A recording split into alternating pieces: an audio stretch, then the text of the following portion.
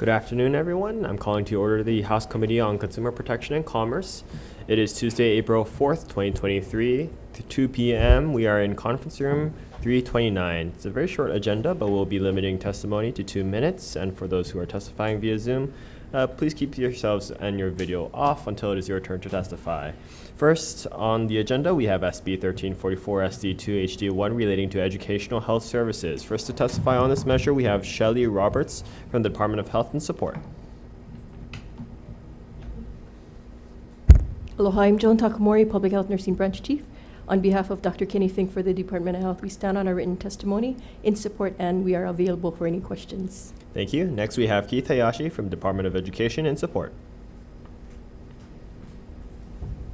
Good afternoon, Chair, Vice Chair, and committee members. Annie Kalama, Office of Student Support Services, Assistant Superintendent, offering testimony on behalf of Keith Hayashi.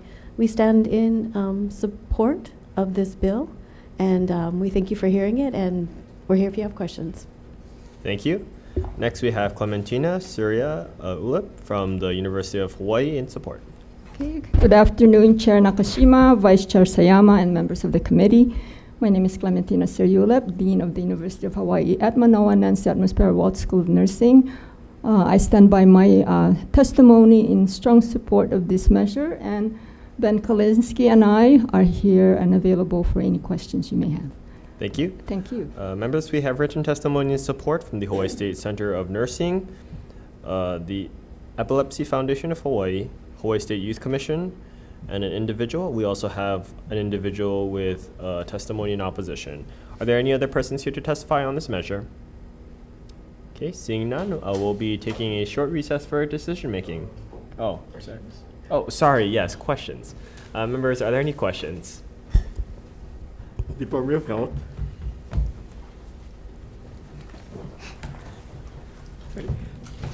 Good afternoon. The chair is inclined to adopt the DOH's amendments to take out the list of medications or treatments. However, I'm wondering how then would the department work with the Department of Education to provide guidance regarding what would be allowable? So if DOE provided comments on removing some of the language about the specific medications, we already provide those medications, and I have not seen the testimony. We already, in the previous iterations of the bills, some have actually added nasal pre-measured medications for seizure disorders and so forth. We already do approve those medications for emergency situations.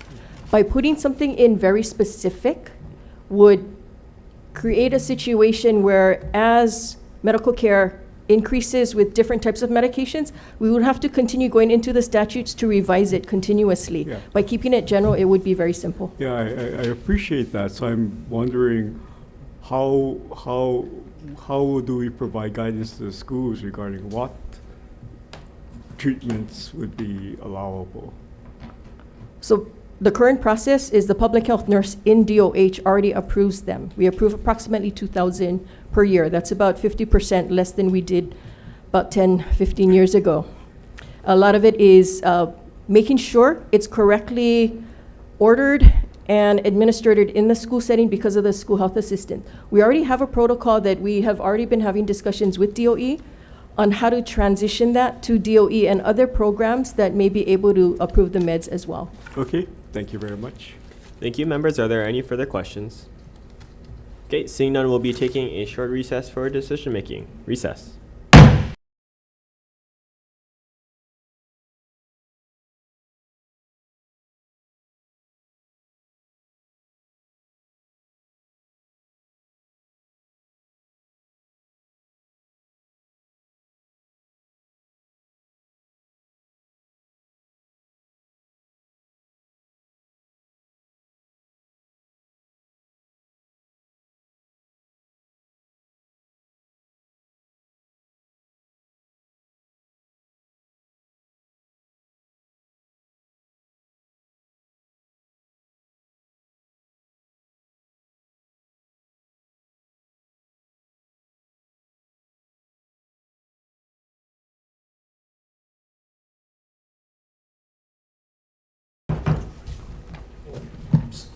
Oh, wait. 2, 4, 6. Yeah, we get. Right? Yeah, 11 members. Yeah. Okay, thank you very much. Reconvening the Committee on Consumer Protection and Commerce. It's Tuesday, April 4th, 2 p.m. We're in conference room 329 for decision making on SB 1344, SD2, HD1 relating to educational health services. The chair is inclined to accept the Department of Health proposed amendments, the leading language on page 4, lines 9 to 12,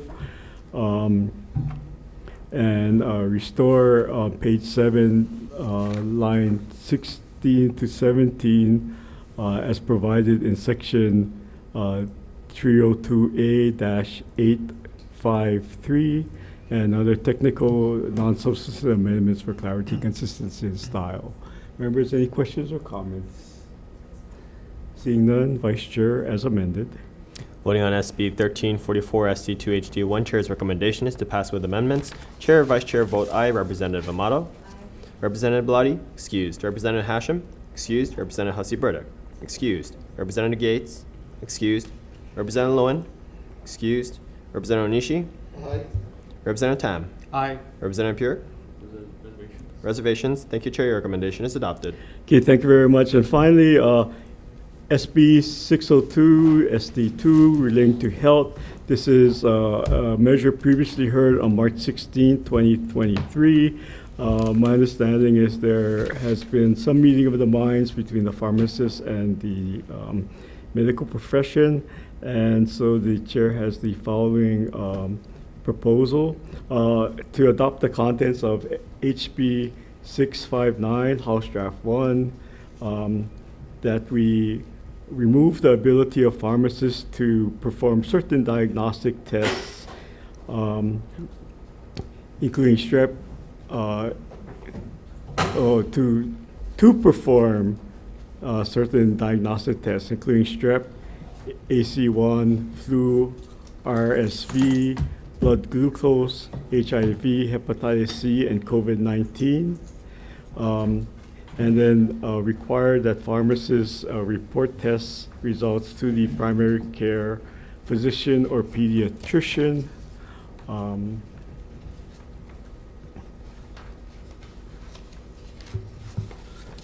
Also, that we in the bill where a referral is made to the United States Health Care Financing Administration, it should be changed to the Centers for Medicare and Medicaid Services, and require pharmacists to follow all applicable state regulations regarding the reporting of communicable diseases. Members, questions or comments?